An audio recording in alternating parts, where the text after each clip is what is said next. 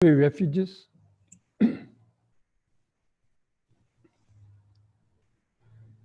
Namo tassa bhagavato arahato samma sambuddhassa. Namo tassa bhagavato arahato samma sambuddhassa. Namo tassa bhagavato arahato samma sambuddhassa. Buddhaṃ saraṇaṃ gacchāmi, Dhammaṃ saraṇaṃ gacchāmi, Saṅghaṃ saraṇaṃ gacchāmi, Dutiyampi Buddhaṃ saraṇaṃ gacchāmi, Dutiyampi Dhammaṃ saraṇaṃ gacchāmi, Dutiyampi Saṅghaṃ saraṇaṃ gacchāmi, Tatiyampi Buddhaṃ saraṇaṃ gacchāmi, Tatiyampi Dhammaṃ saraṇaṃ gacchāmi, Tatiyampi Saṅghaṃ saraṇaṃ gacchāmi.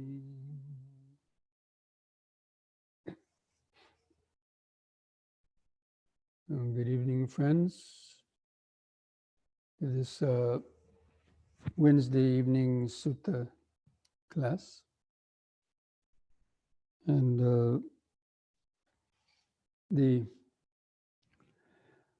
tonight's Sutta is number 95 in the Majjhima Nikaya, called the Caṅkī Sutta. This is when the Buddha was visiting a town in North India named Upasada, and it was being ruled or governed by a Brahmin named Caṅkī. And as you know, Brahmins and the Buddha, sometimes didn't see eye to eye on certain aspects of doctrine, because you might say Buddha was a rebel when he, got enlightened and taught the Four Noble Truths. He, he was rejecting certain of the Brahmanic doctrines. But anyway, so again, it has an interesting kind of introduction, and a kind of a standard introduction when the Buddha is visiting some Brahmin villages. And so the Caṅkī saw that this Brahmin saw that many other Brahmins were, moving around and getting ready to go somewhere. So he asked one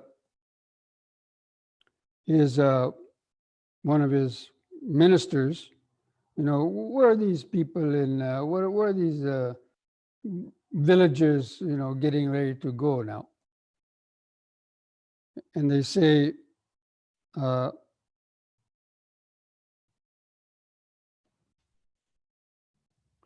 he said, these groups of Brahmins are going out to the God's Grove. They call it the God's Grove. It was a grove of solid trees north of the village. And they're going to visit the recluse Gautama, the son of the Sakyans, who went forth from a Sakyan clan.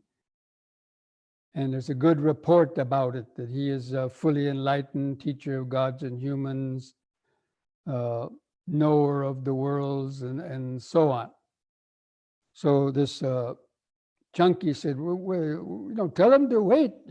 I want to go meet this recluse Gautama too. So then some other Brahmins from other villages heard that this Caṅkī was going to go visit the recluse Gautama with the other regular villagers. He's visiting Brahmins who had come to the village to discuss something with the elders, and they were all learned in the Vedas and, you know, coming down with perfect birth on both sides and so on. And so they asked the Brahman Caṅkī, where is he going? And he said, I'm going to visit the recluse Gautama. And then they tell him, sir, do not go and see the recluse Gautama.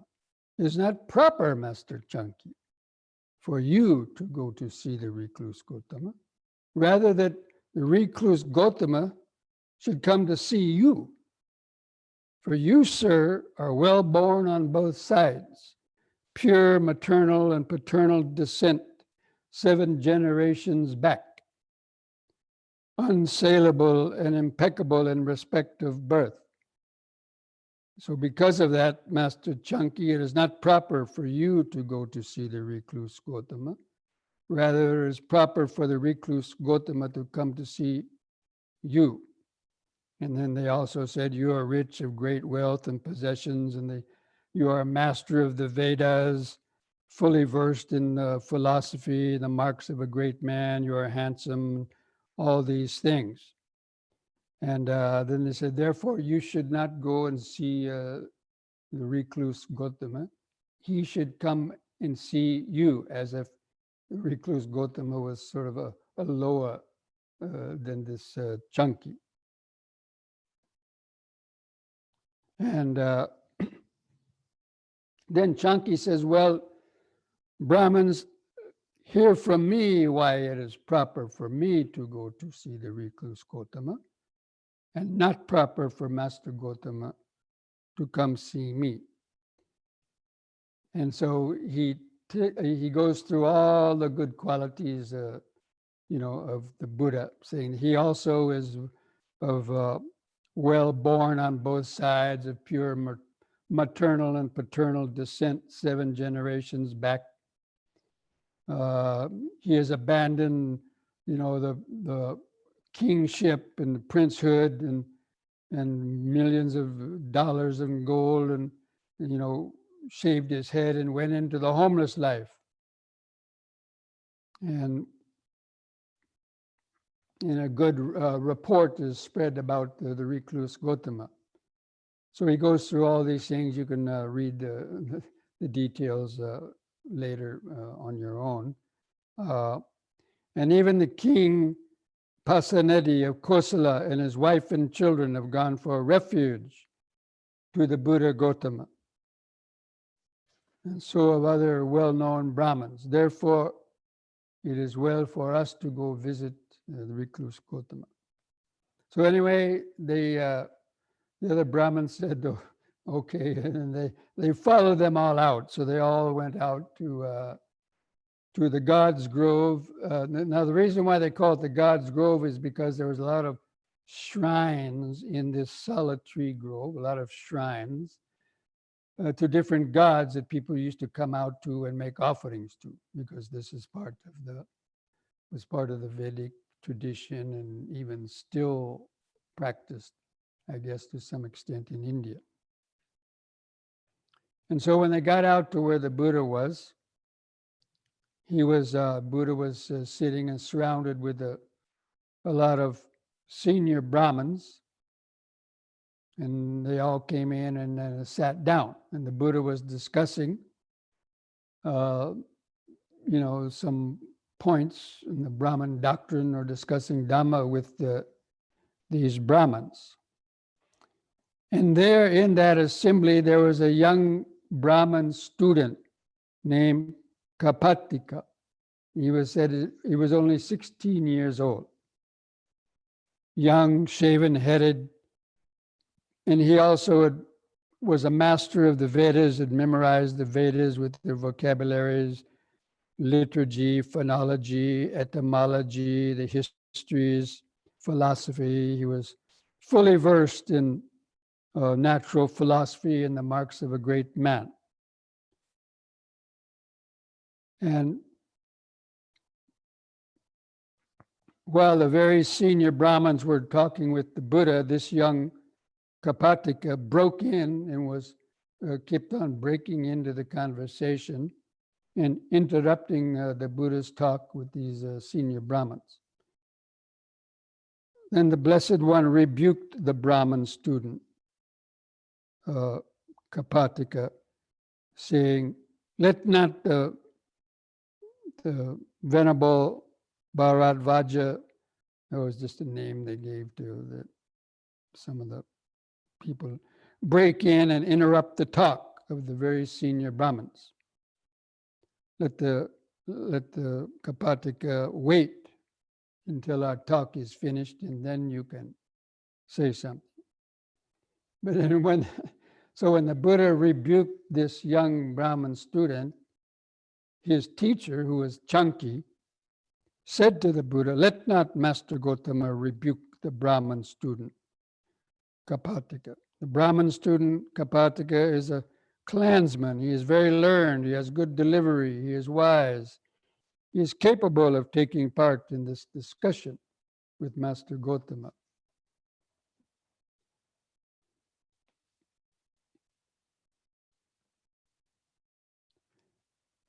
And then the young Brahmin student Kapataka was thinking in his mind, when Gotama, looks at me again and catches my eye, I shall ask him a question. And then the Buddha could read the mind of this young Brahmin. And so the Buddha intentionally turned his eye toward this young Brahmin student. So the Brahmin student would then, ask a question. And then this was his question. This young Brahmin student wanted to ask the Buddha this question.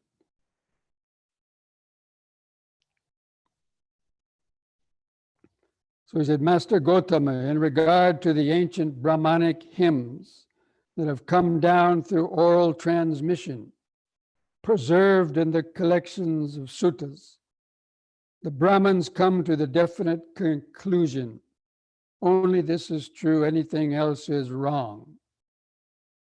What does Master Gotama say about this?" So then, the Brahmins, because they learn everything passed down from their teachers, and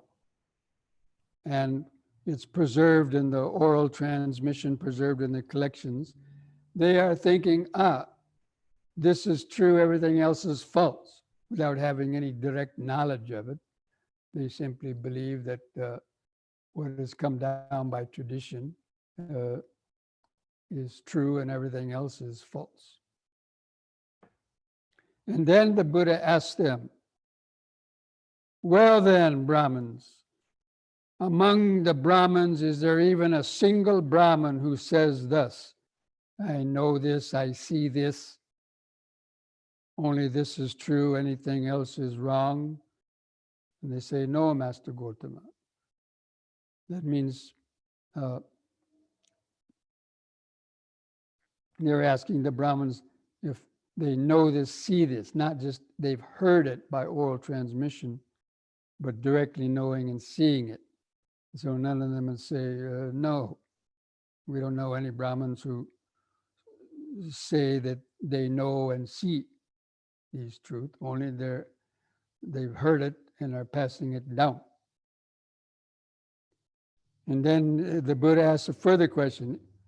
"Then among the Brahmins, is there even a single teacher or a single teacher's teacher, back to the 7th generation of teachers, who says thus, I know this, I see this, only this is true, anything else is wrong?"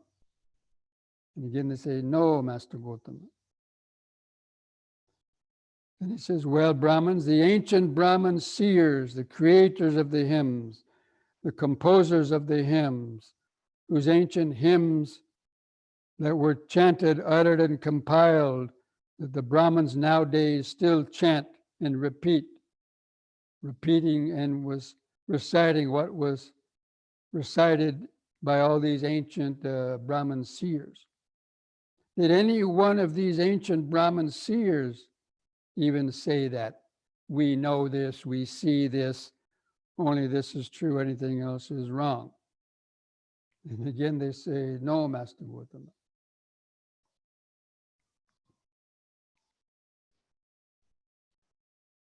And so the Buddha kind of tells him, so it seems that among the Brahmins, there's not even a single Brahmin who says, I know this, I see this. There's not even a single teacher of Brahmins who say that. There's not even the ancient seers who created these hymns and wrote the Vedas that said, I know this, I see this. Only this is true, everything else is wrong. And so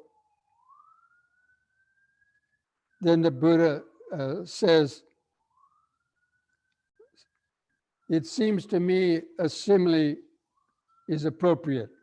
He says, suppose there were a file of blind men, each in touch with the next blind person, holding on to the robe. The first one does not see, the middle one does not see, and the last one does not see.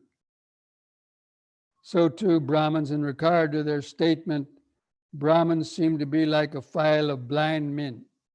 The first one does not see, the middle one does not see, and the last one does not see. What do you think? That being so, does not the faith of the Brahmins turn out to be groundless? And they say the Brahmins honor this not only out of faith, Master Gautama, they also honor it as oral tradition.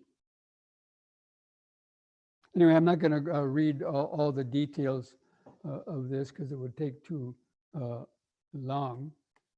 I want to get into the meat of it.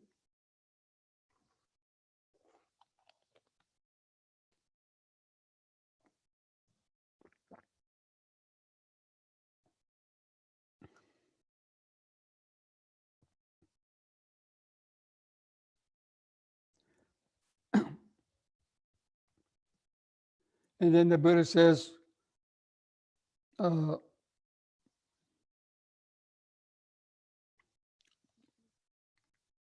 if a person has faith, or they ask the Buddha, the Buddha says the way that you Brahmins,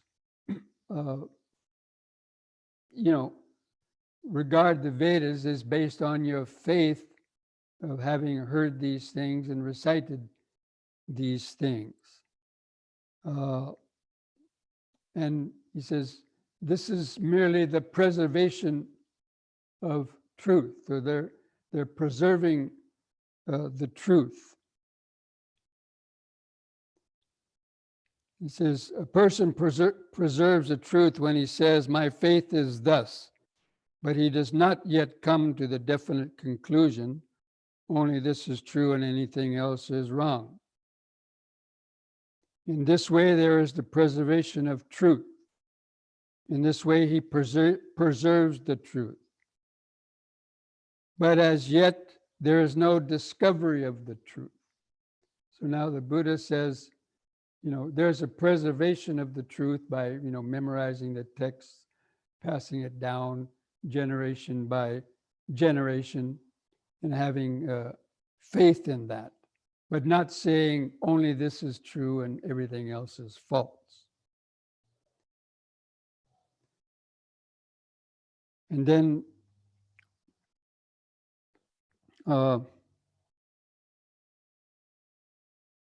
they ask him, well, what is the discovery of truth? Okay, Master Gautama explained to us what is the preservation of truth. Now, Master Gautama, what is the discovery of truth? And then here, Brahmins, he says a person or a monk may be living in some town and hears that some sage has come to town, or the Buddha, and he goes to visit that teacher. And he says he examines that teacher in terms of, does this teacher have greed? Does this teacher have hatred? Does this teacher have delusion? And after going and spending a lot of time with this teacher, he comes to the conclusion this teacher is not motivated by greed, not motivated by hate, and not motivated by delusion. And the Dhamma that the Venerable One teaches is profound, hard to see, hard to understand, peaceful and sublime, unattainable by mere reasoning, subtle. The Dhamma cannot easily be taught by one affected by greed. So when a person has investigated a teacher like this, faith springs up in that person.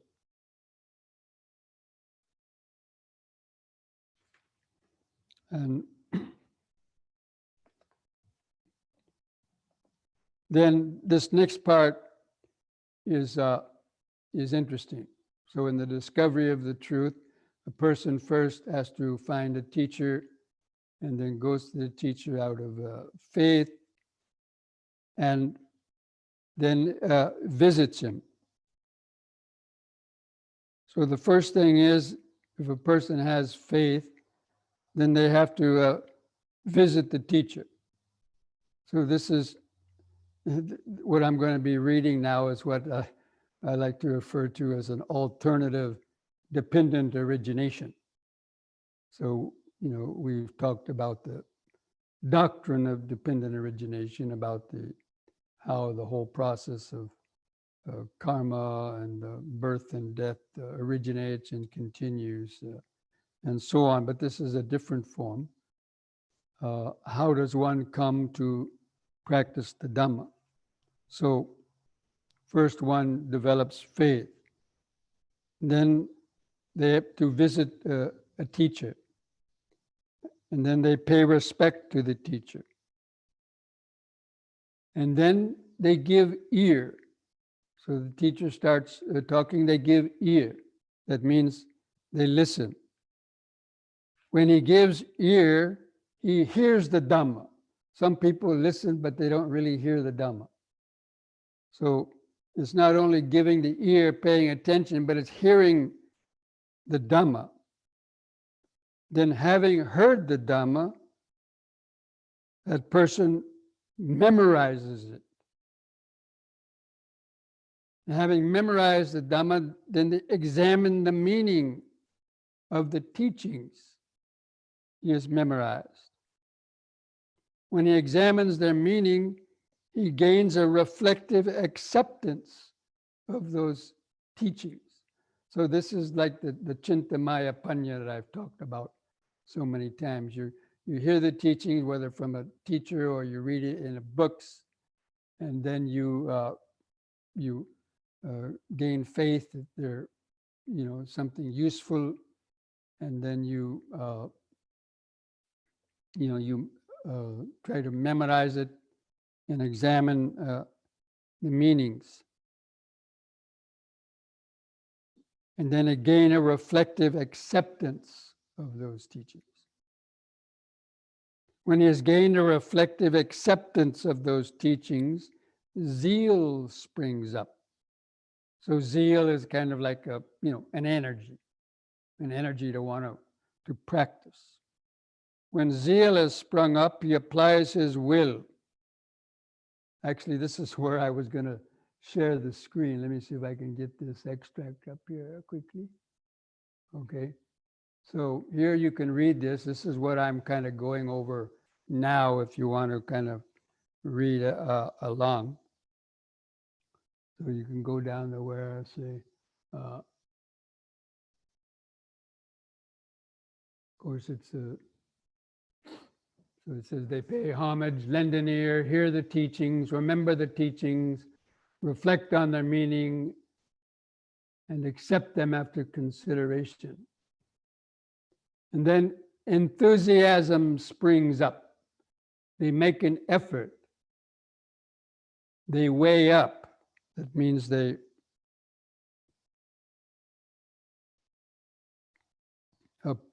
He applies his will. He scrutinizes.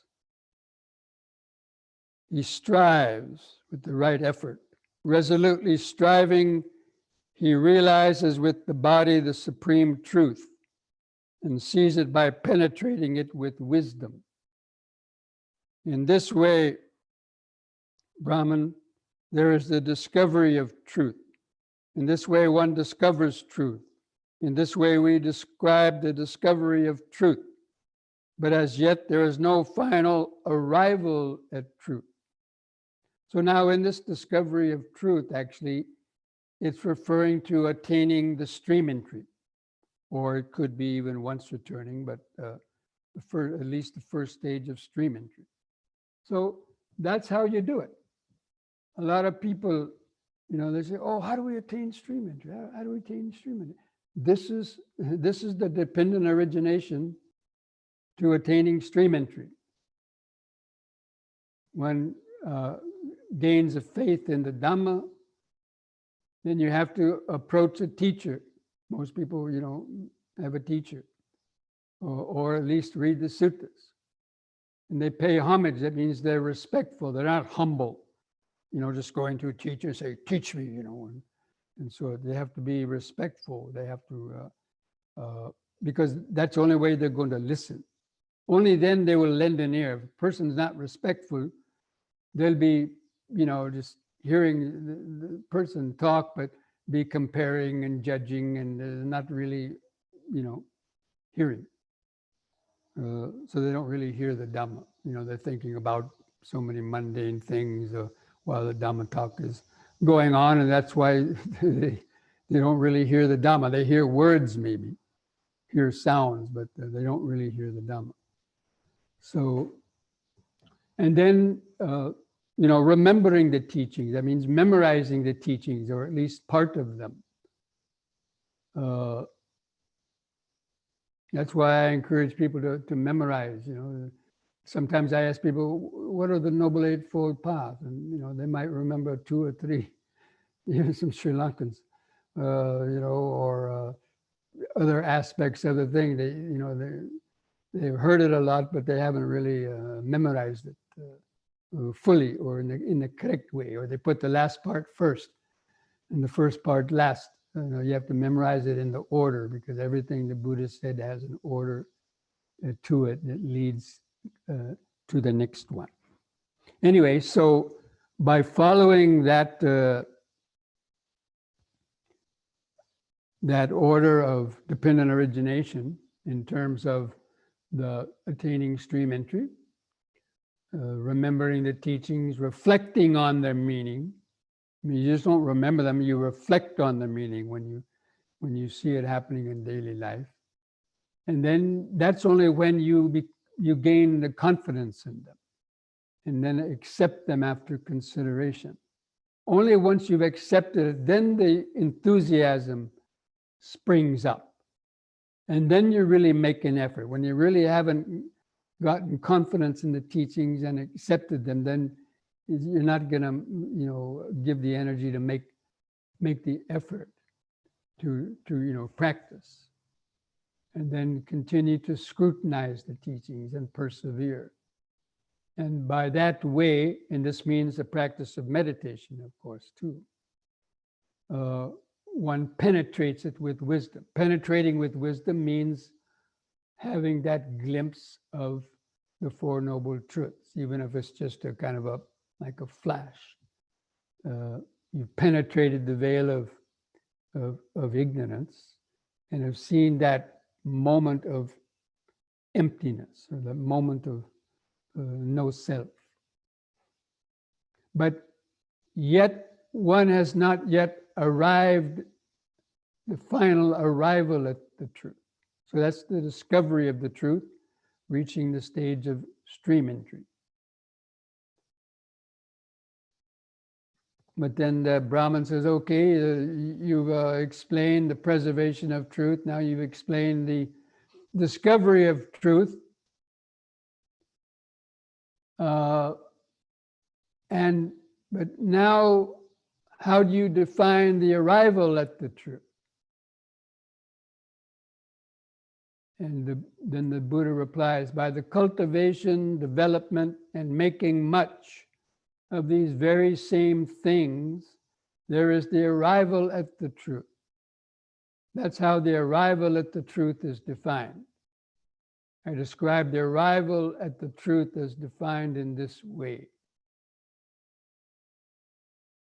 So it's basically just repeating over and over and over again, cultivating, developing all the things that helped you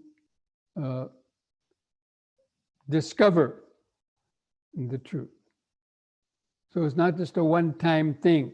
You get a glimpse of the truth, and then all of a sudden you think you're enlightened, and you have it, and you go around half-baked, and you go around teaching and so on, but they've not arrived at the truth, because you have to go on getting that experience over and over and over and over again, and deepening all the the 5 spiritual faculties and the 5 spiritual powers, the 7 factors of enlightenment, and so on. So, and then after okay,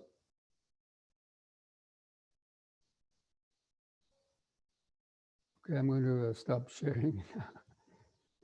Okay, now after having explained that,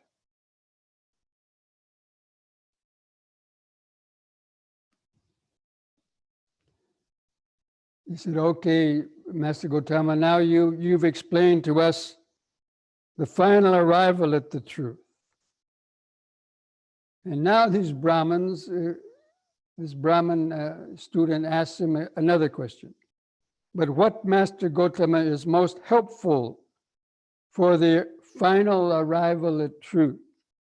We asked Master Gautama about the thing most helpful for the final arrival at truth. And basically, he gives that dependent origination for the discovery of truth in the opposite order of what he said.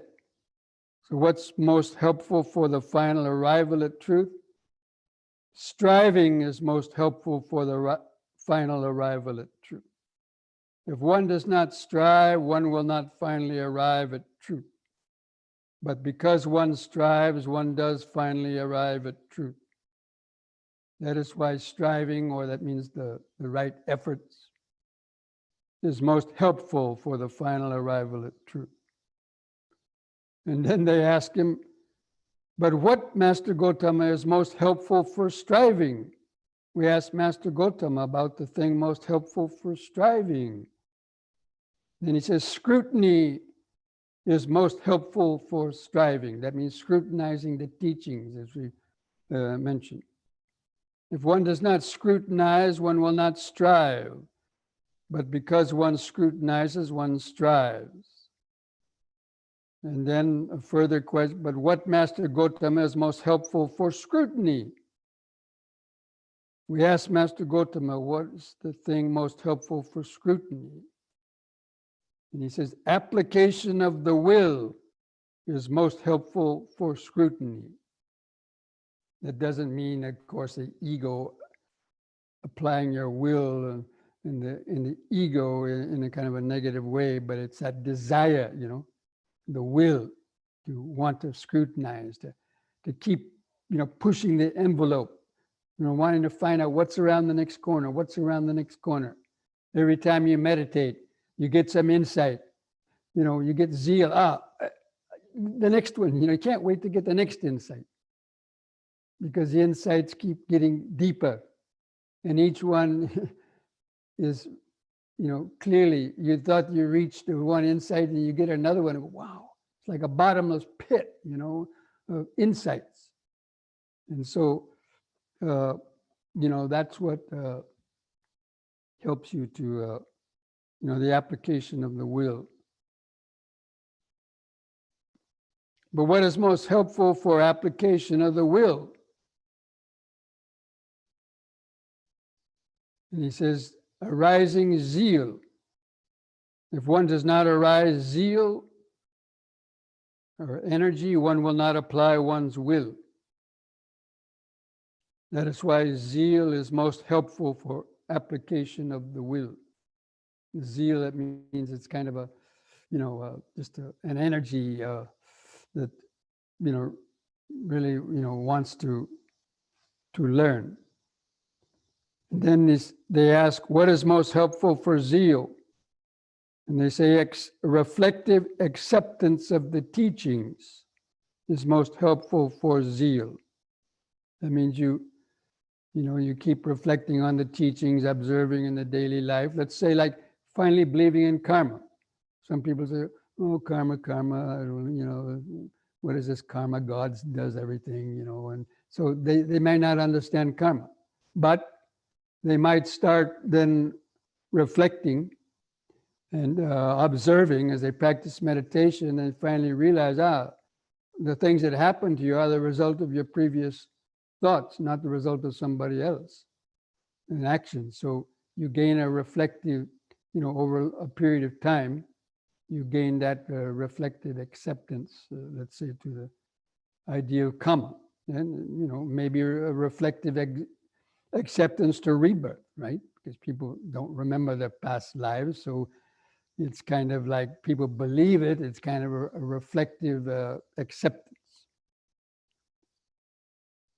So if one doesn't have that reflective acceptance, zeal will not spring up. And then he keeps on asking, what is the most helpful for reflective acceptance of the teaching? And then it's the examination of the meaning.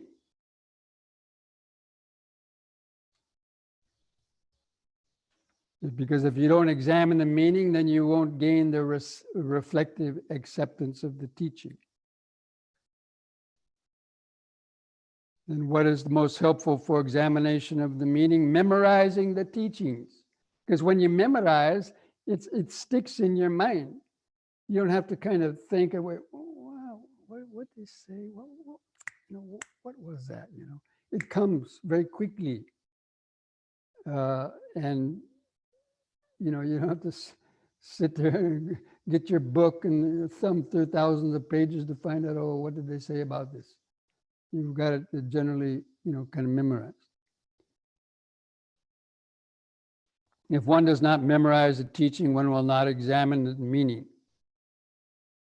Then what's most helpful for memorizing? Hearing the Dhamma is most helpful. Hearing or reading. So like we're reading these sutras, right? You're hearing these sutras and just hearing it one time, because again, you might be not so concentrated. You might be interrupted by various hindrances and, you didn't hear, you got to read it over and over and over again, or hear the same Dhamma talks, similar Dhamma talks over and over and over again until finally at some point you say, I got it now.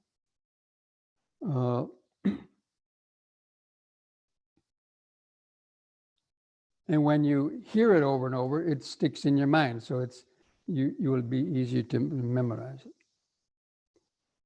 Then what's most helpful for hearing the Dhamma? Giving ear. That means paying attention. And what is most helpful for giving ear? Paying respect. That means being respectful.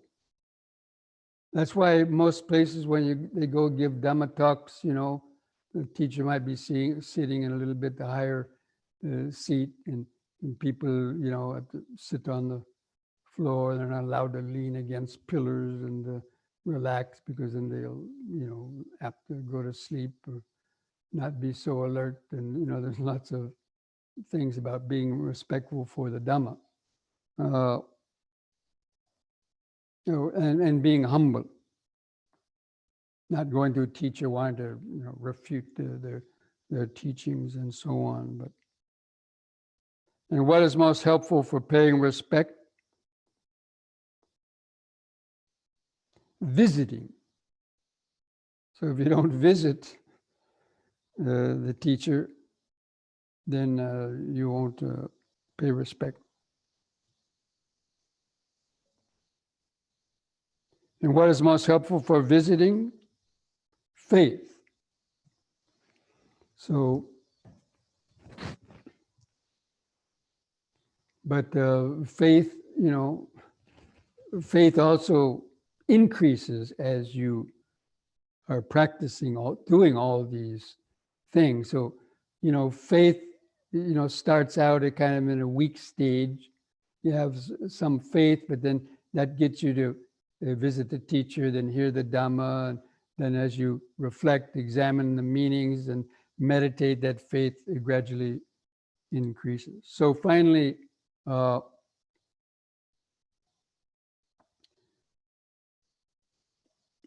he says, that is why faith is most helpful for visiting. And so finally at the end, they say, we asked Master Gautama about the preservation of truth. And Master Gautama answered about the preservation of truth. We approved of that and accepted that answer. Then we asked Master Gautama about the discovery of truth, and he answered about that.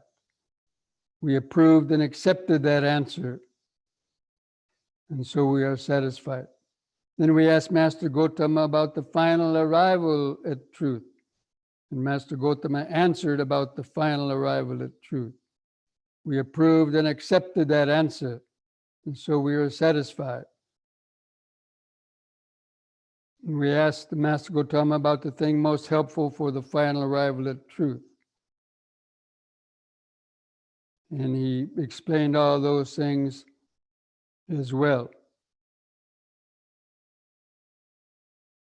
And then they said, formerly, Master Gautama, we used to think, us Brahmins used to think, who are these bald-headed recluses, these swarthy, menial offspring of the Brahmins' feet, that they would understand the Dhamma? So that's the Brahmins' arrogance in those days, thinking that, they got their teachings from the oral tradition of the Vedas, and who are these mendicants walking around with shaven heads, because the Brahmins all usually, they had long hair, a lot of them, and so on. And so, who are these recluses that they would understand the Dhamma? They thought that the Buddha's disciples were just, didn't know much. But Master Gautama has indeed inspired in me love for the monks, confidence in the monks, reverence for the monks. And then they said, magnificent Master Gautama, magnificent Master Gautama. From today, let Master Gautama remember us as lay followers who have gone to him for refuge for life. Now that's a common kind of repetition, because Brahmins dominated, that area of North India where the Buddha was preaching. So, he frequently encountered them. Anyway, so that's the sutta. The important thing to remember is those preserving the truth, then discovering the truth, and then the final arrival at the truth. And then the ways that helps you to foster that, especially the discovery of the truth. When you initially get that interest in the Dhamma, and of course, then you have to find a teacher. Nowadays, of course, people can look on the internet, and there's so many,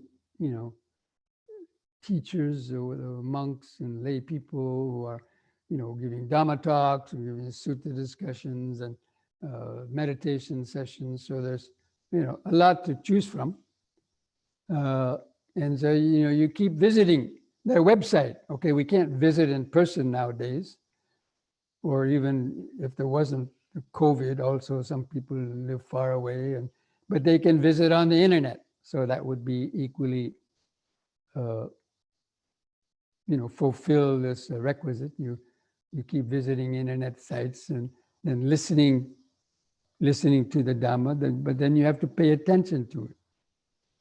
And then that's why I say, you know, when we discuss some Dhamma, read a sutta, you know, reflect on that in the daily life during the next week, you know, to see if any of that you heard, that you can see the meaning of that in the daily life, whether it's in yourself or watching others or in the news, you know, about greed, hatred, and delusion, people getting discovered from their past bad actions, you know, the karma catching up with them, and about, you know, about old age and death and so on.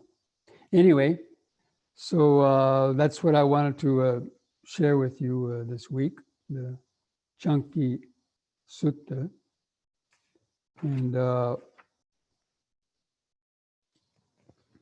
so if anybody has any questions about that Caṅkī Sutta, you can write them down. As of yet, it doesn't look like anyone has written any question. It may take you some time. So what we're going to do is we'll have a few minutes break to use the restroom or take a drink of water. And if you have any question about any of those things that we talked about in the sutta, you can write them down on the chat. And then before we start our meditation, we're going to come back after some minutes. I'll try to answer any questions that you might have. Okay? So see you back here in a few minutes.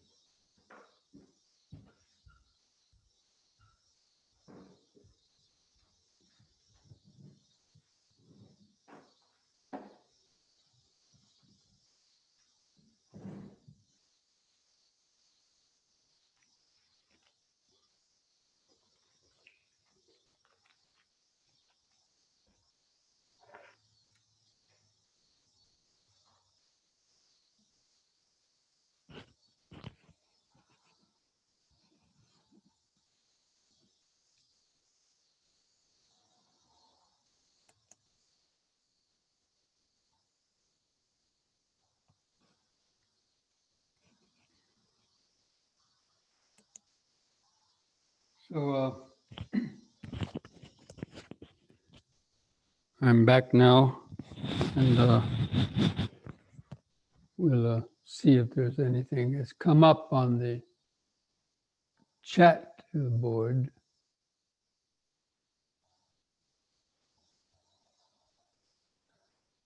So this one, I don't know if it's a question, but anyway, it says, in actuality, it's 13 steps, not 12 steps of dependent origination. So I don't know what this 13th step is. I mean, I might know it if they mentioned it, what they think it is. So I don't know how we're going to find that out. Maybe somebody who wrote that question can type it in. What is this 13th step of the dependent origination?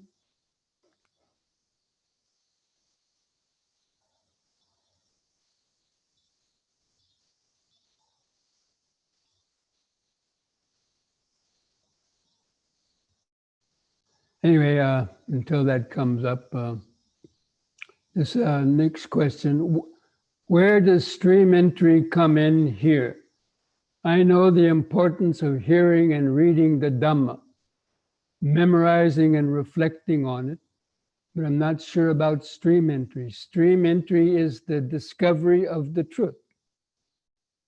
That means hearing and reading and reflecting and scrutinizing and practicing meditation. You discover the truth. That means you open the Dharma eye and you have a glimpse of the truth. So you discovered it. But again, that will last for some people. It's just a very, like a flash of insight. And it will destroy the three fetters of personality, belief, doubts, and attachment to rites and rituals.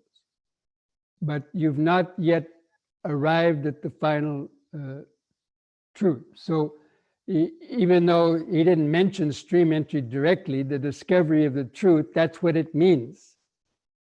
The discovery of the truth, when the Buddha means discovering the truth, it means the entering the stream. That means attaining the first stage of enlightenment.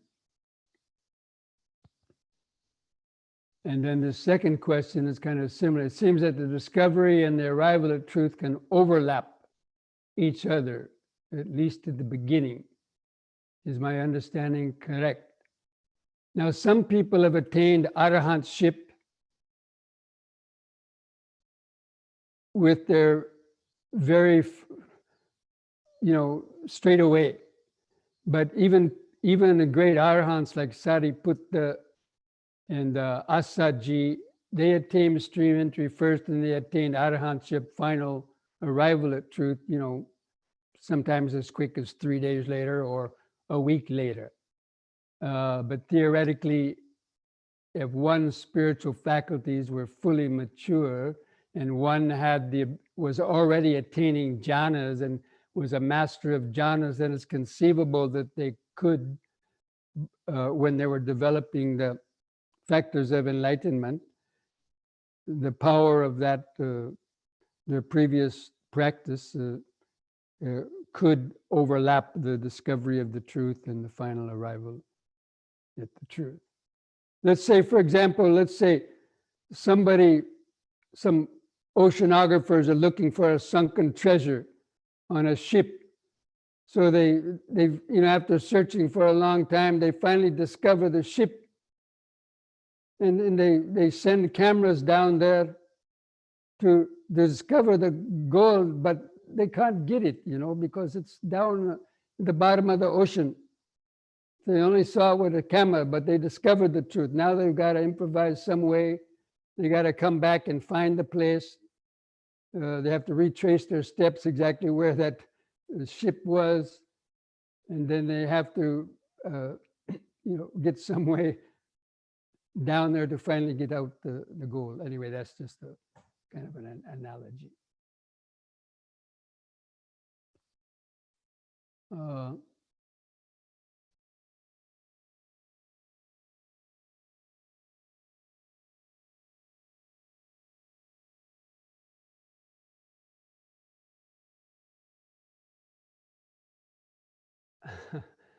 Okay, so these Brahmins in the Sutta, accepted,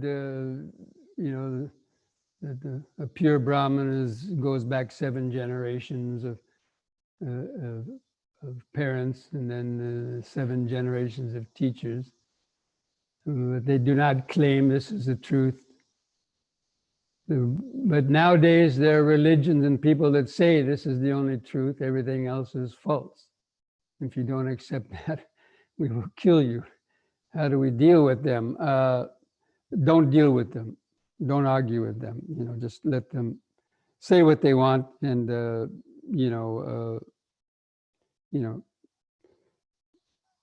mean, of course, you can maybe try to, explain, but some radical people, it's better just not to push them too far. So yeah, there's still people that believe that, of course. Everyone always wants to think they're right because they cling to their views.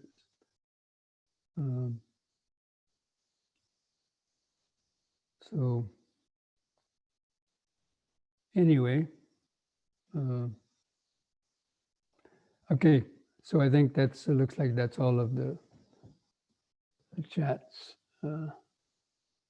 So the person who said there were 13 steps doesn't look like they were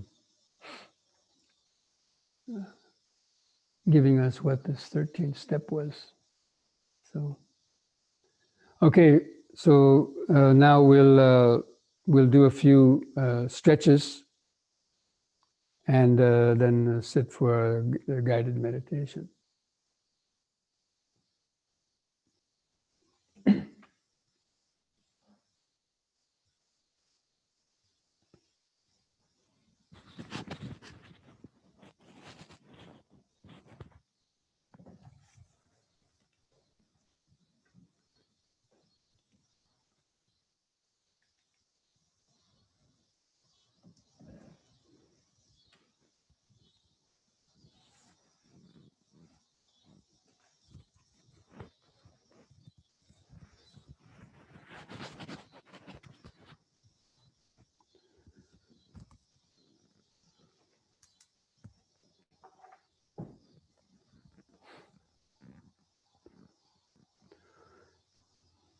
Just stand straight, relax your shoulders and arms. Feel your feet pressing the floor. Start to bring the mind, into the body. Then begin some deep, slow breathing. Take 3 or 4 or 5 seconds to slowly breathe in, drawing the air into the upper lungs, holding the air in for 2 or 3 or 4 seconds, slowly breathing out.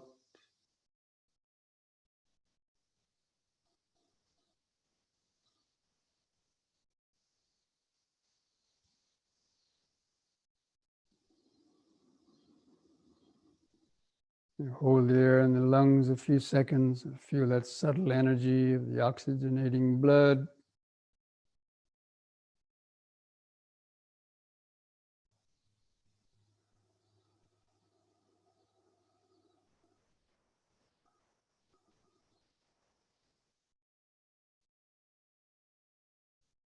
And the next in breath, raise the arms over the head, interlock the fingers, turn the palms up, straighten the arms, stretch the head back.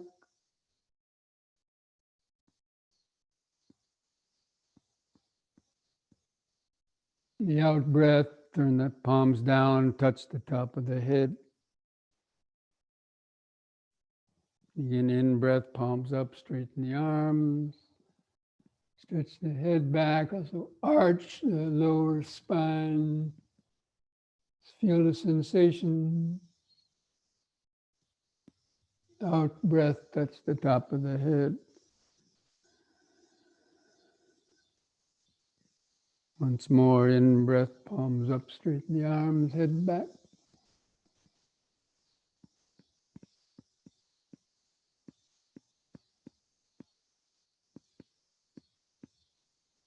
Release the fingers and the out breath, arms back to the sides. Relax, gently close the eyes, focus inside. Try to feel the increased body sensations, subtle pulsation.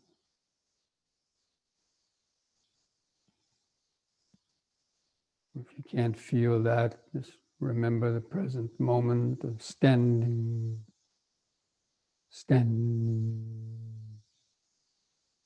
standing.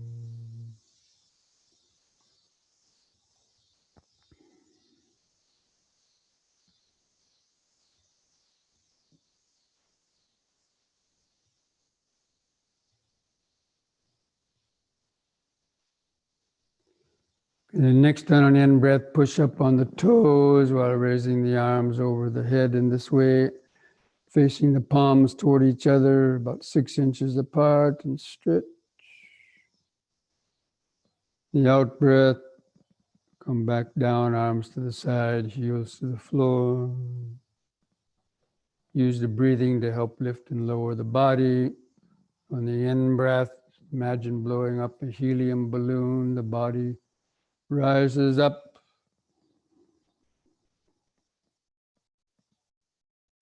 On the out breath, letting out the helium, the body comes back down.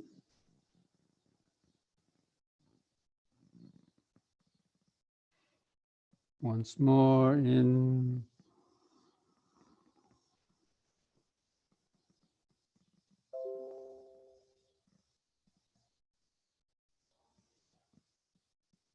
Out.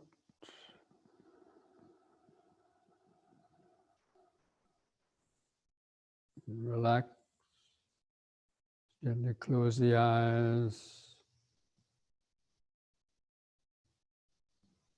Feel those subtle sensations. Try to feel where the clothing touches the skin on different places.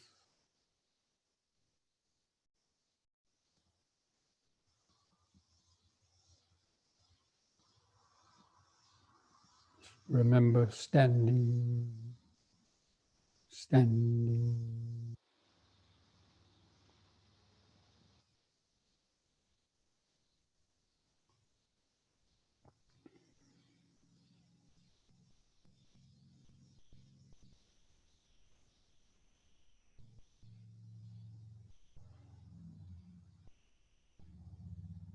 Then next we'll do the side bending. Using both arms on an in-breath, raise both arms up. Try to keep your fingers and arms straight, close to the head. On the out-breath, bend over the right side and keep the arms and hands parallel to each other. In-breath, lift up. And the out-breath, left side.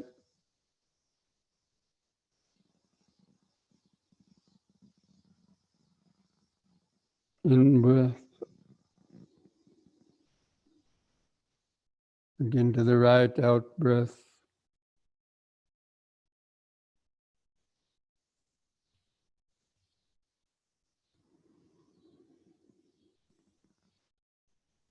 Left.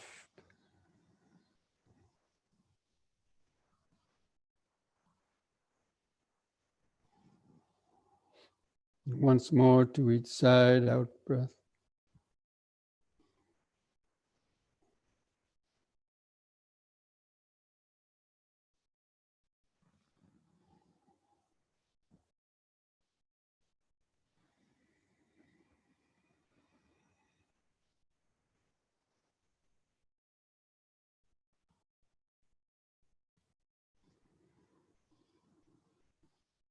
The out-breath, lower the arms.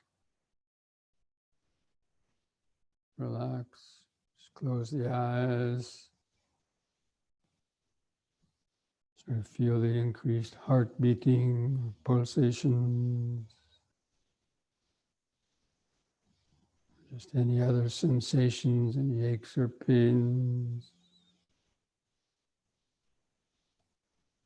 Feel where the clothing touches the skin on different places.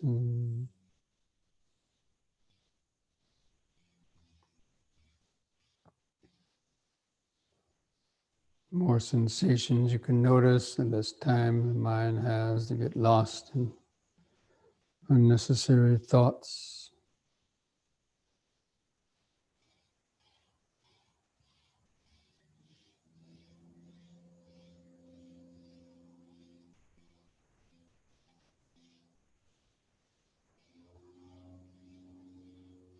And then the last exercise, the head turning from right to left.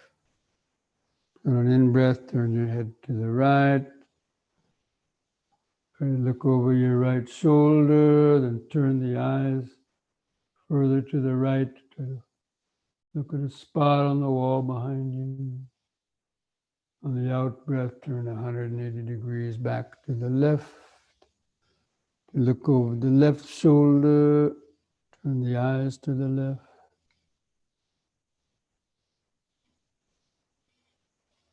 In-breath back to the right.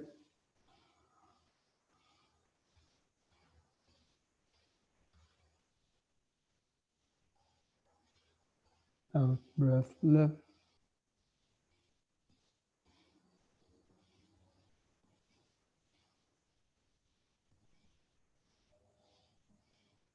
Once more to each side.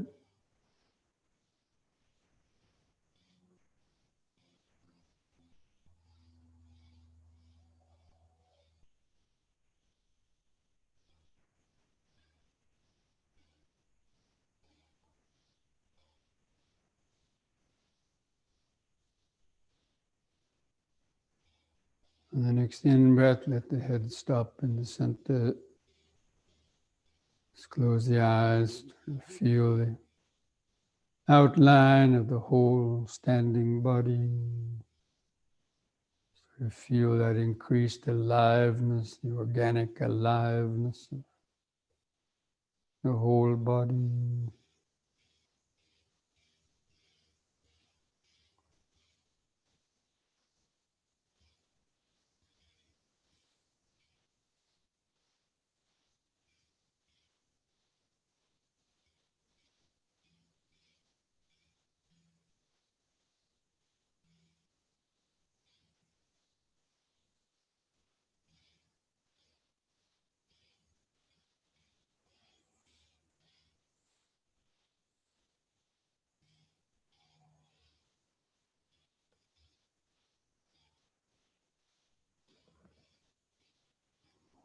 Okay, friends, go ahead and come back to your seat for meditation, sitting meditation.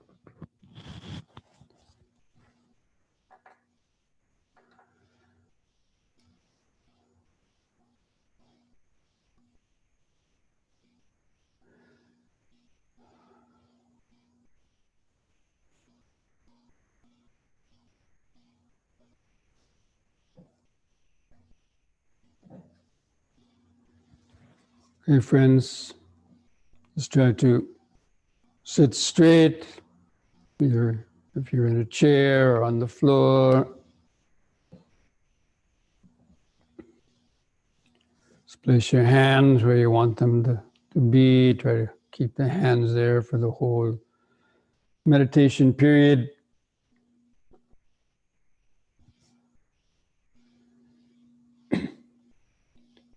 So just gently close the eyes. And first of all, just feel where the weight of the body presses the seat. Focus the attention down to feel the buttocks pressing the seat. Or to feel the right and the left buttock. Feel that solid contact. That hardness vibration, the earth vibration.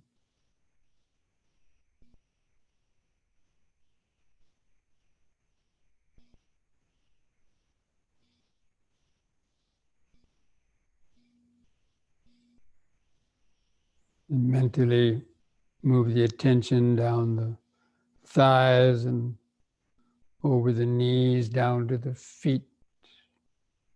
Just feel where your feet are pressing the floor.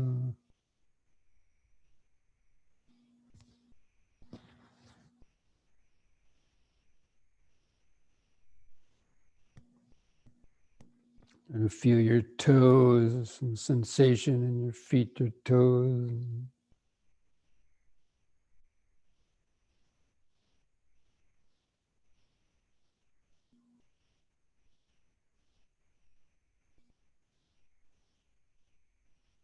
And feel your hands and fingers touching. Or feel the different fingers or thumb.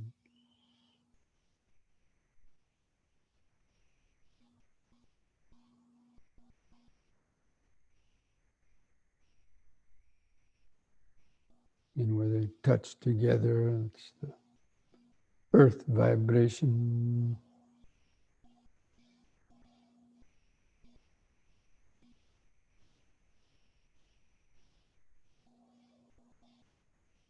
And feel your shoulders, relax the shoulders. Feel the weight of the arms hanging from the shoulders.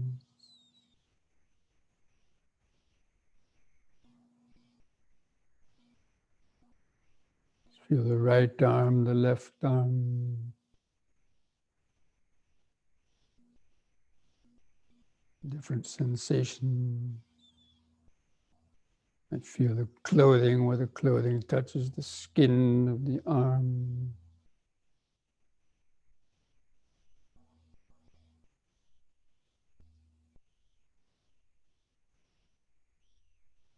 Now feel the head balanced on the top of the neck. Try to keep the chin level, parallel to the floor. Gently straighten up the back and the spinal column. Just feel the head perfectly balanced on top of the spinal column, like balancing a basketball on top of a broomstick.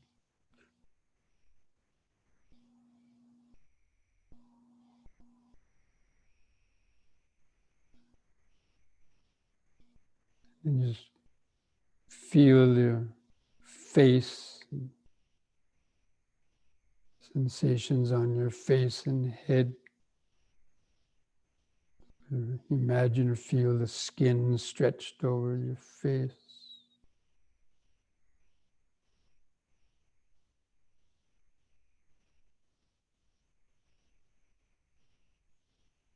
Feel where the lips touch together, the upper lip touching the lower lip.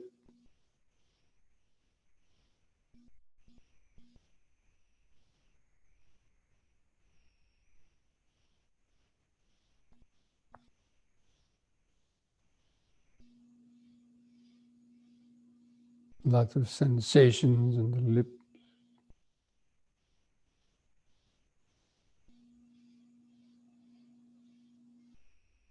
And feel the tongue laying in the mouth,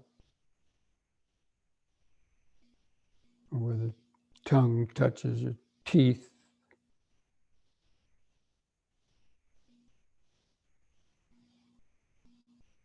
there's any saliva in the mouth, feel that water vibration.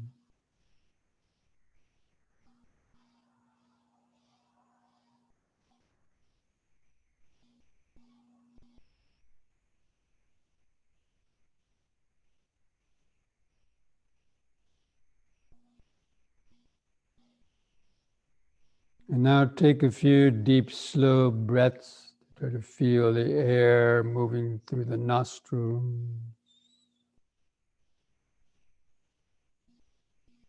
After breathing in, hold the air in the lungs for a few seconds to feel the sensations. Pause the present moment.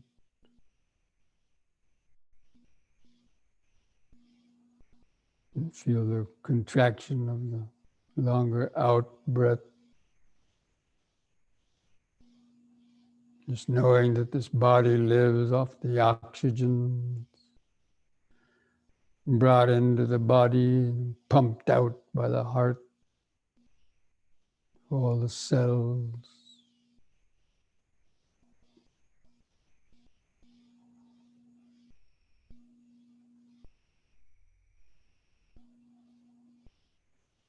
Just continue taking a few deep, slow breaths like that, cultivating this mindfulness.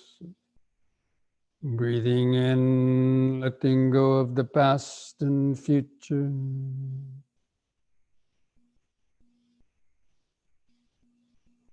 Breathing out, sitting here and now. Breathing in, letting go of the past and future. Breathing out, sitting here and now.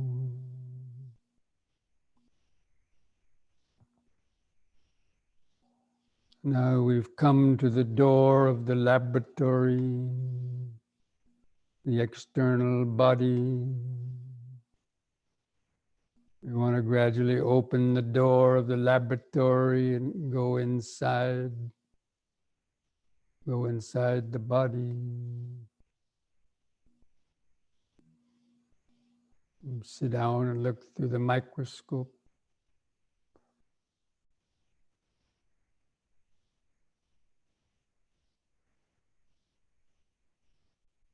Try to continue to take continue the deep, slow breathing if you can. We're going to count the breaths from 1 to 10 to try to gain a better concentration. Or just keep the attention focused on the expanding and contracting movements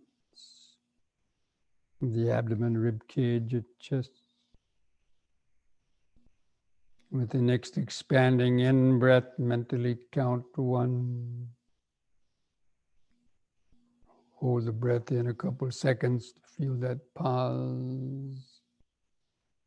And on the relaxing out breath, also count 1.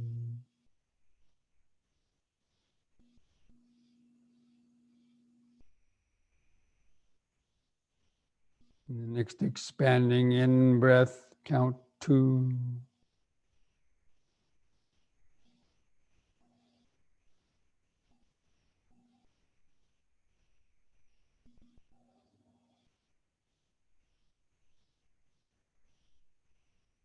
Contracting out breath, 2.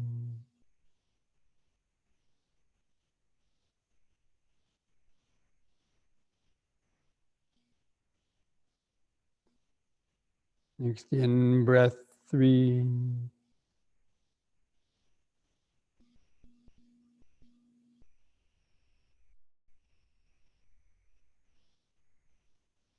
Out breath, 3.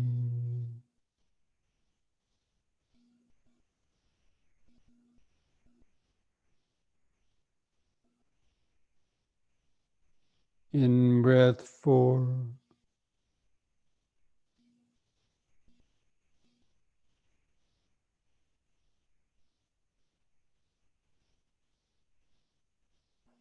Out breath, 4.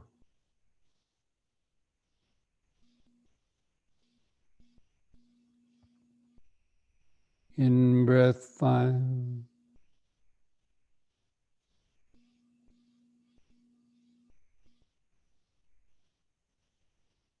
Out breath 5.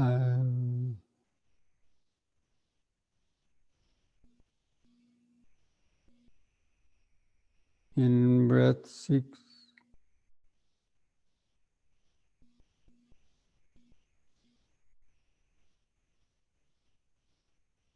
Out breath 6.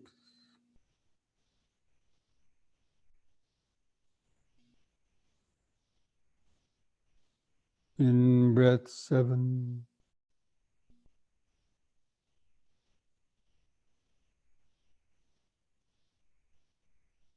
Out breath 7.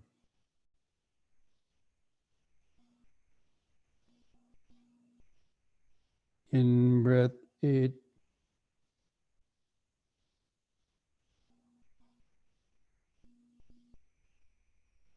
Out breath 8.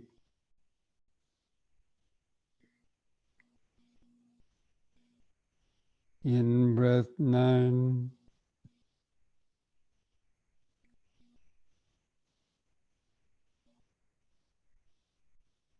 Out breath 9.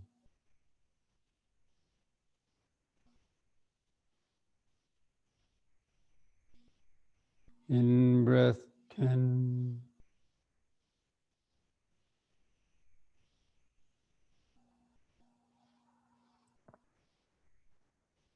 Out breath 10.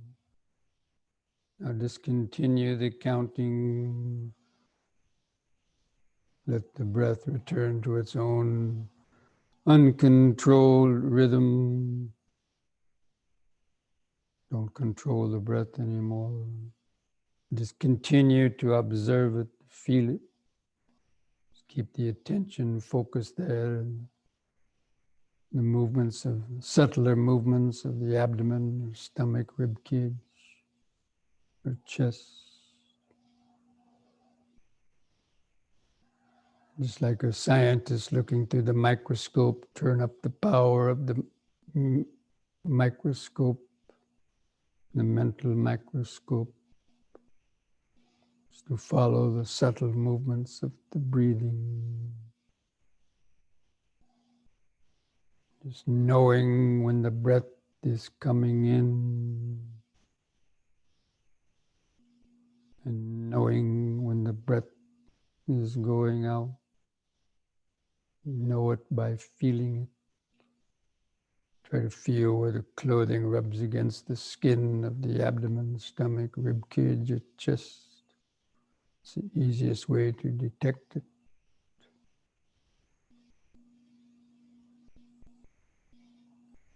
And try to notice the brief pause after the in-breath and the brief pause after the out-breath.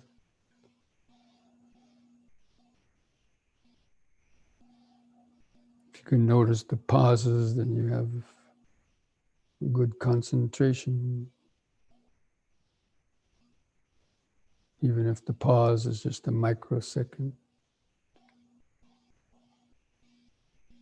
or it might be longer. Just continually observing how each breath is different.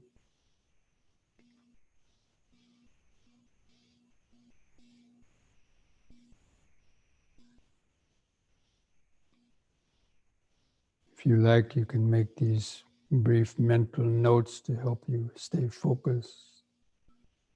Just breathing in, sitting, breathing out, sitting. It's the ongoing, continuous connection to the present moment. This breathing body. The mindfulness is the remembering it. remembering that you're sitting and breathing by feeling it.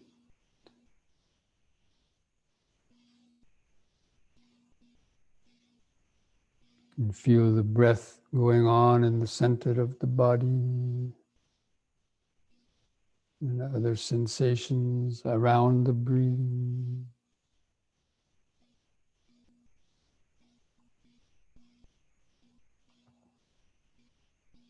Just breathing in, sitting. Breathing out, sitting.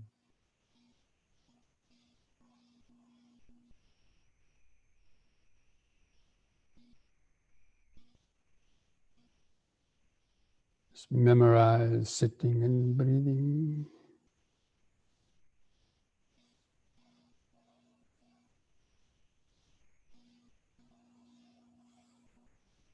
Just noticing how all those sensations are continually changing.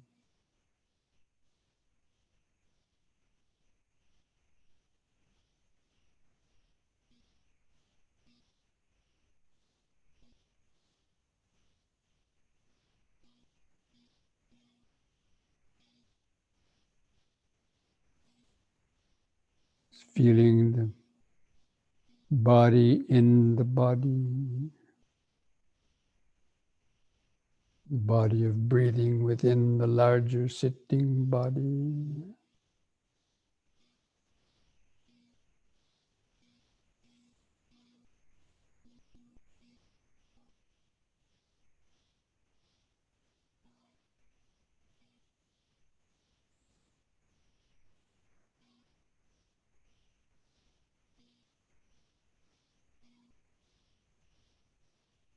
But at the same time, be alert for any hindrances arising. Being alert for thoughts taking you away from the breathing body. Just notice the thoughts as just thinking. Just let your thoughts come and go in the back of the awareness. Just keep the feeling of the breathing body in the front of the awareness.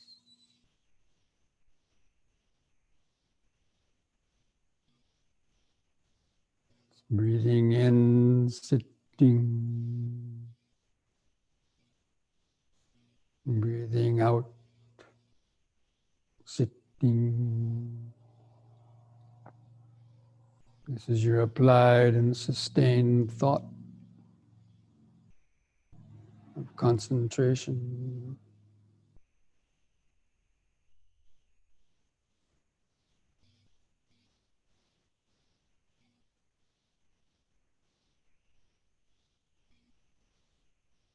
Especially with each out breath, feel the body and mind relaxing more and more with each out breath.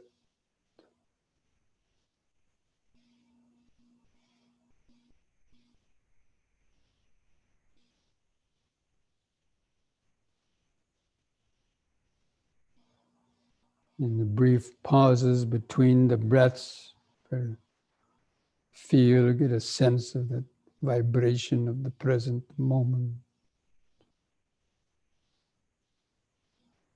That space of awareness.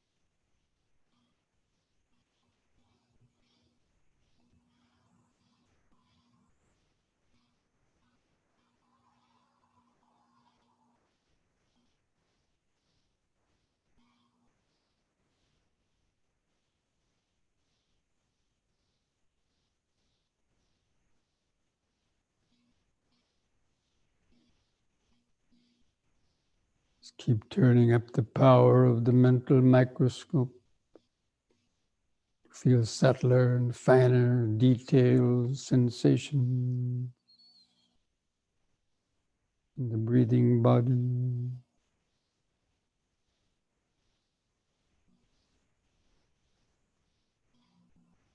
Seeing how quickly sensations are rising and vanishing.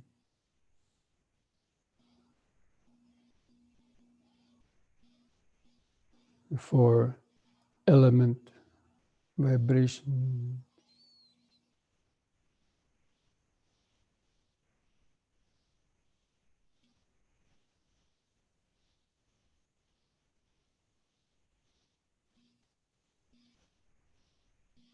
Cellular vibration.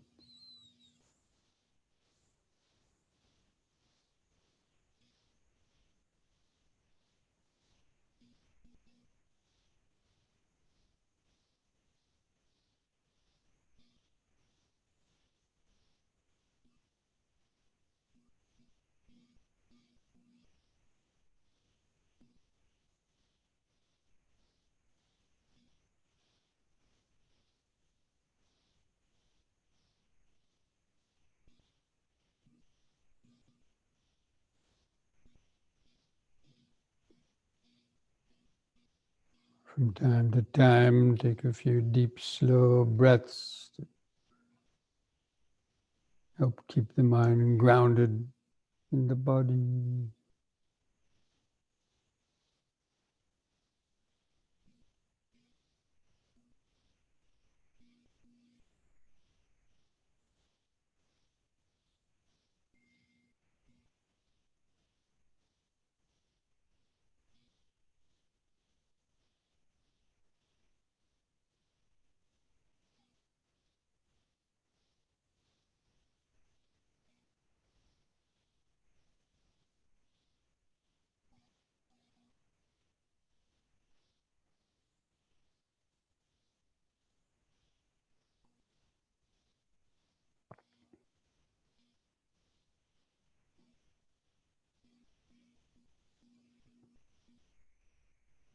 Keep the mind alert. Don't let it sink into a limbo state or sink into being spacing out.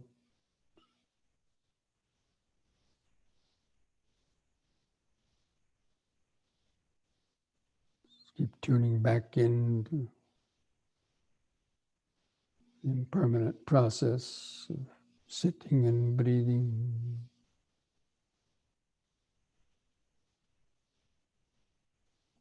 If the mind is focused enough, then it'll be able to identify the aggregates. This is material form, some bodily sensation. This is a feeling, painful or pleasant. Reaction. This is a perception, a mental thought or mental picture of a vibration.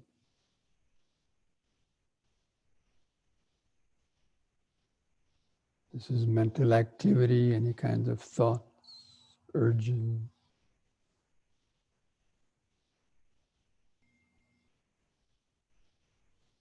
This is consciousness, being able to hear, smell, taste, touch, see things, especially with the eye.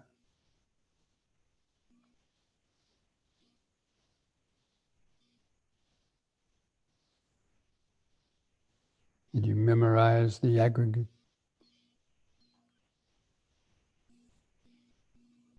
If you don't have them memorized, you won't be able to notice them, how they're impermanent. They're rising and changing every moment.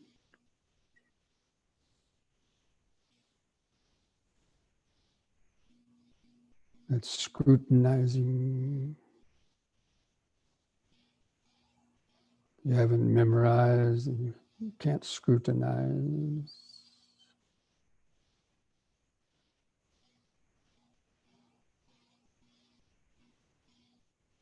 applying the will.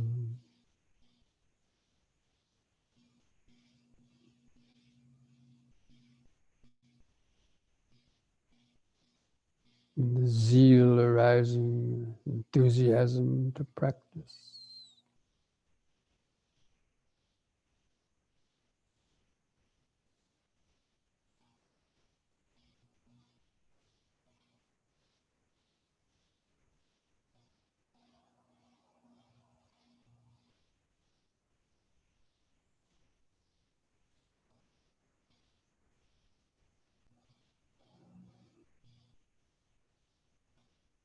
To gain a reflective acceptance to impermanence.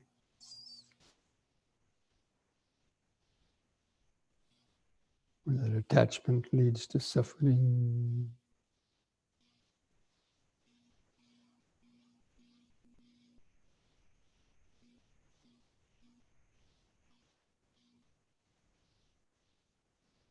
Where the ego is an illusion.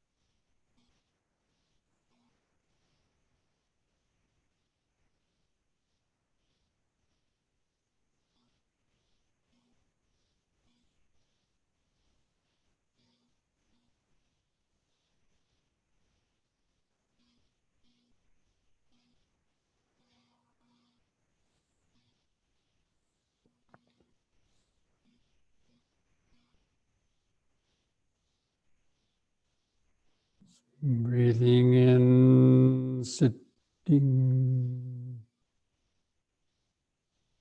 Breathing out, sitting. Thoughts come and go. Sensations come and go. Various perceptions come and go. Urges. This is just the continuous flow of impermanence, the five aggregates. arising and vanishing through this breathing body and consciousness.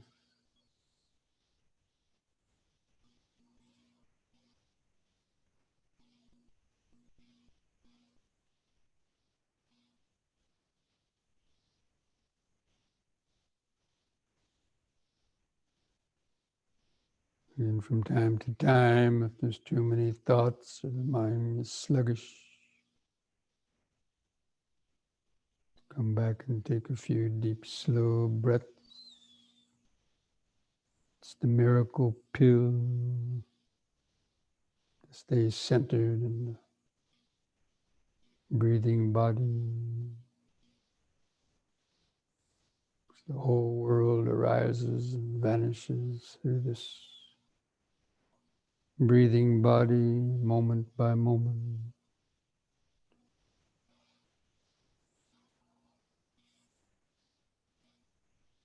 Scrutinize that.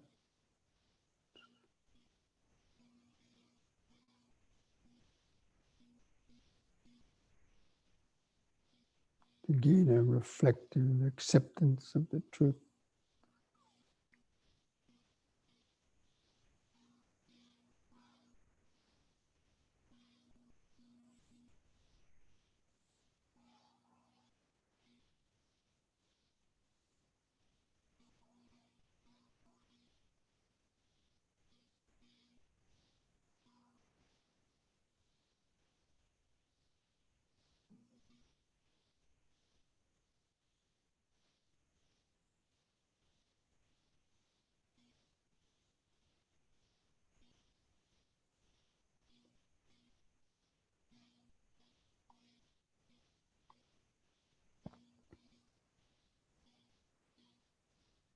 If you have good concentration and awareness,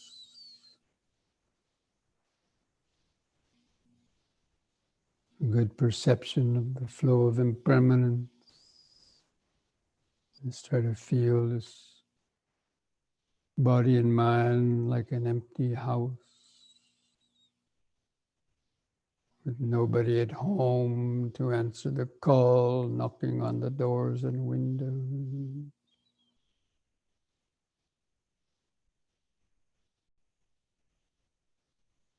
But there's a sensitive microphone in the house, in the mind, that knows but knows nothing, cannot react.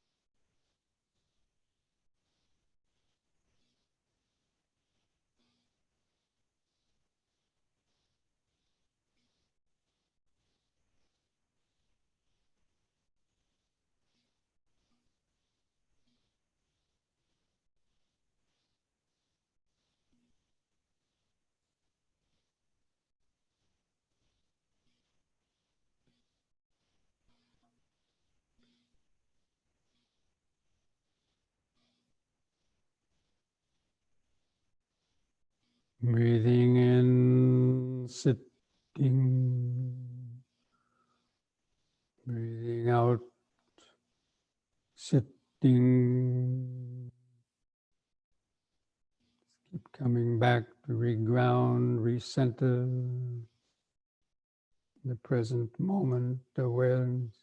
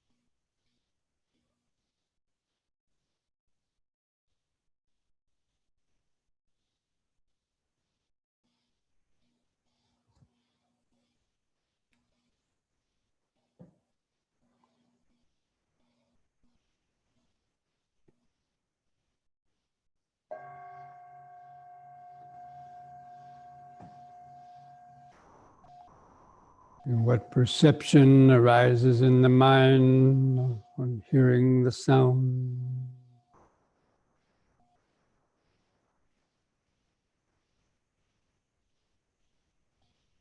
Now we'll spend the last few minutes, as usual, of the meditation in cultivating thought vibrations, bodily feelings of metta,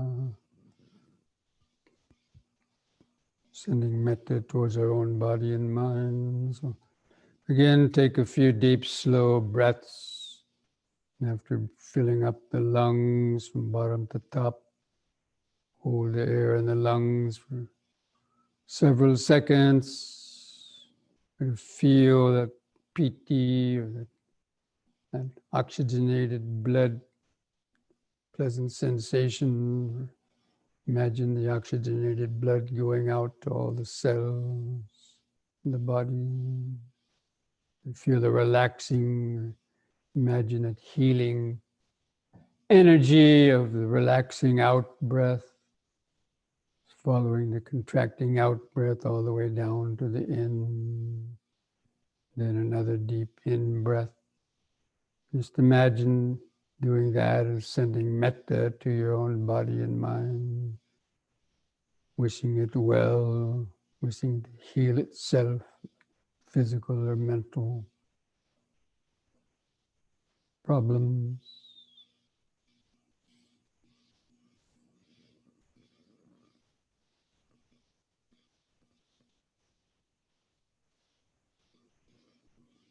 giving you the strength, the patience, mindfulness, and energy to meet and overcome all difficulties in life. Giving you the zeal and the energy to practice the Dhamma, deepening your meditation, not just to preserve the truth, but to discover the truth and the development of that.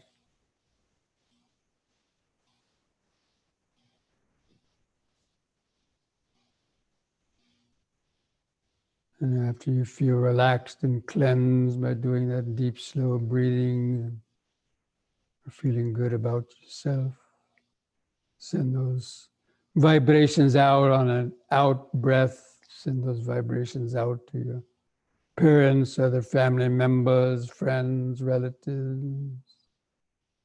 These thoughts of metta, vibrations of metta. So with the out breath, just imagine it. Pure energy, wisdom, love going through their bodies and minds, healing their mental pains, physical pains, giving them the strength, energy, patience, mindfulness, wisdom to meet and overcome all difficulties in life.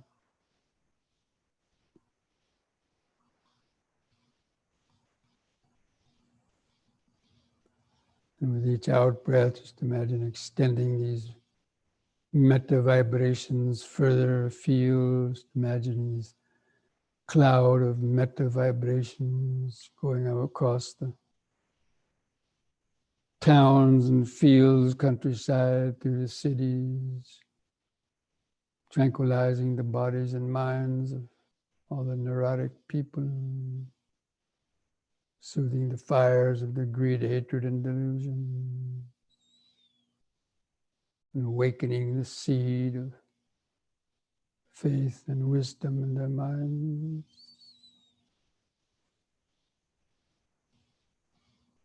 And with each out breath, just imagine these waves of metta vibrations going out to encircle the whole earth and even beyond.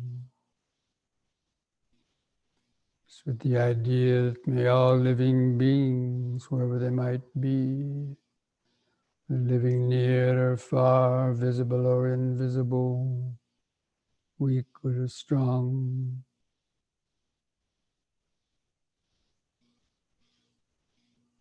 beings that live on the earth, or live in the water, or live in the air.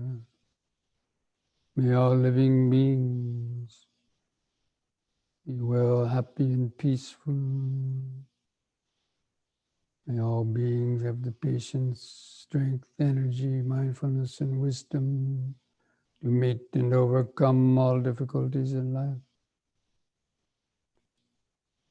May all beings be able to hear the teachings of the Dhamma, to learn and practice meditation, to help free their minds from confusion and suffering.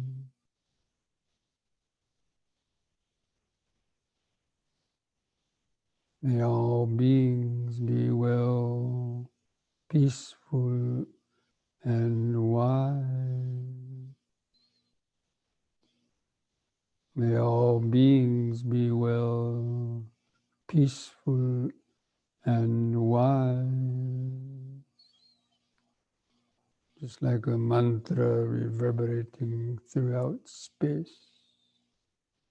Well, peaceful, and wise.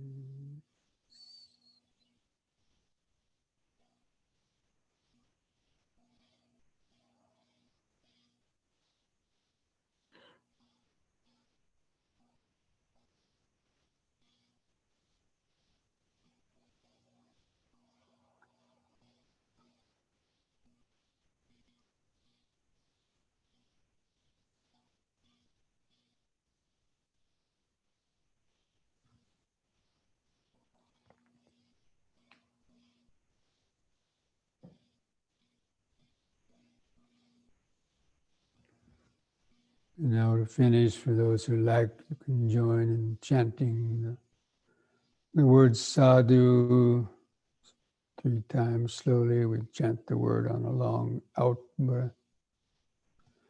Take a deep in breath.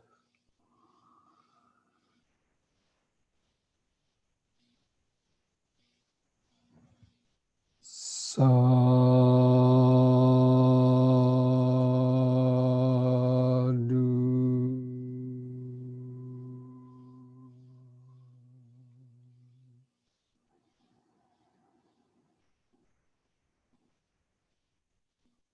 Sadhu.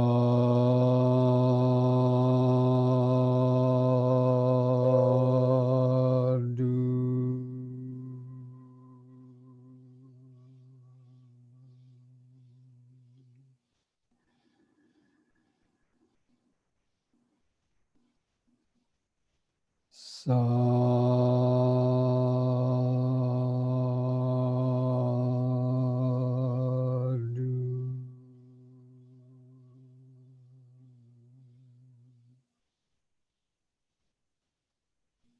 And finishing with a smile on your face.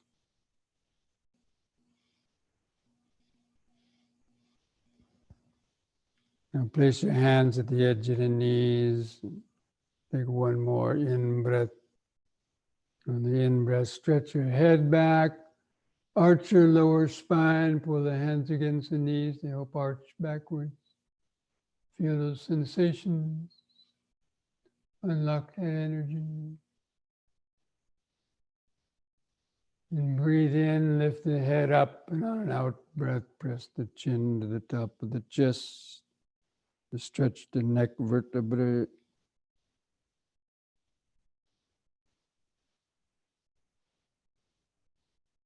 And on the in breath, lift the head up, level to the floor. And relax on the out breath.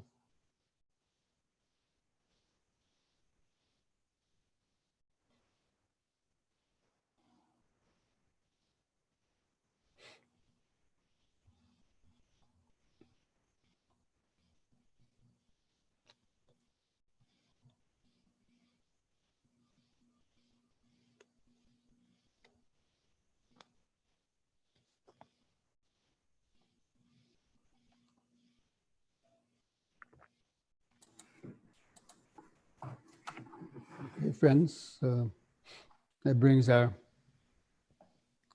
Wednesday evening Sutta study and meditation to an end. And I hope during the next week you can continue to preserve the truth within your own mind by meditating daily and doing the M&Ms. And then at some point, hopefully you'll, if not already, you'll have that discovery of truth. Don't be complacent with just discovering the truth, but then going on to cultivate and to develop the Eightfold Path until the final arrival at truth. And for those of you that might be wondering about the Dana, memorial Dana ceremony that was held for my mother, it was recorded, and now it's on YouTube. And I think Prashant might be able to help us on that. But I'm going to put that up when I get that link to the YouTube. I'm going to put that up on my blog, on the Lion of Wisdom Meditation Center website, and also that letter, the newsletter that I usually send out once a week to announce the topic of the next Wednesday Sutta class. I'll try to put that link to the YouTube if people care to, watch that traditional kind of memorial service that's done for on the departing, the 7 days done after the death of Allah. Okay? So, Thank you, Bhante. I wish you all the best. Thank you very much. Tirwan Saranai. Tirwan Saranai. Tirwan Saranai. You're all welcome. Remember, mindfulness a day keeps dukkha away. That's the M&Ms every hour or so, plus your longer meditations, and Namo Buddhaya.